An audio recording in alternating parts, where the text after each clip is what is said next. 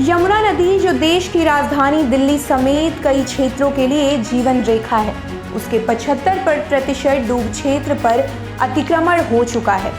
ये एक गंभीर पर्यावरणीय संकट का संकेत है, जिससे न केवल नदी के प्राकृतिक प्रवाह में बाधा आ रही है, बल्कि पर्यावरणीय संतुलन भी बिगड़ रहा है। विशेषज्ञों का मानना है कि यमुना के इस हाथ से जलवायु परिवर्तन, जैव विविधता में कमी और बाढ़ जैसी आपदाओं का खतरा बढ़ रहा है। यमुना के डूब क्षेत्र में अतिक्रमण की स्थिति चिंताजनक है।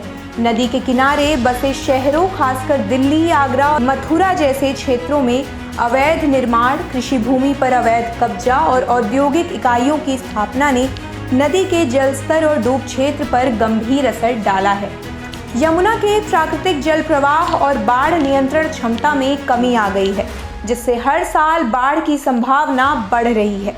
इसके साथ ही साथ जल निकासी की समस्या भी गंभीर होती जा रही है, जिससे स्थानीय किसानों और ग्रामीणों की जीविका पर संकट मंडरा रहा है। हालांकि यमुना नदी को बचाने के लिए कई कानून और सरकारी योजनाएं भी बनाई गई हैं, उनकी क्रियान्वयन में कमी है। सुप्रीम कोर्ट ने यमुना के डूब क्षेत्र पर अतिक्रमण के मामलों पर सख्ती दिखाई है और सरकार से तत्काल कदम उठाने के निर्देश दिए हैं। यमुना कार्य योजना और अन्य सरकारी परियोजनाओं का उद्देश्य नदी की सफाई और पुनर्वास था, लेकिन ये योजना भी पूरी तरह से सफल नहीं हो पाई। विशेषज्ञों का कहना है कि यमुना की वर्तमान स्थिति को सुधारने के लिए सरकार को सख्त कदम उठाने होंगे, जिसमें अवैध अतिक्रमण हटाना और औद्योगिक कचरे के प्रवाह को रोकना मुख्य होगा। यमुना को उसके डूब क्षेत्र पर हुए अतिक्रमण से बचाने के लिए तत्काल ठोस कदम उठाने की जरूरत है। सबसे पहले अतिक्रमित क्षेत्रों को चिन्हित कर उन्हें खाली करवाना होगा।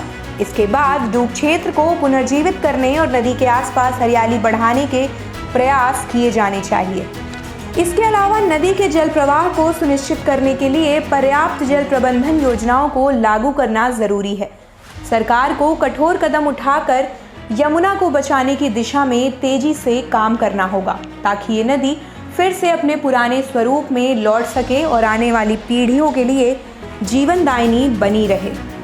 आप देख रहे हैं सौगंध टीवी, सौगंध वतन की।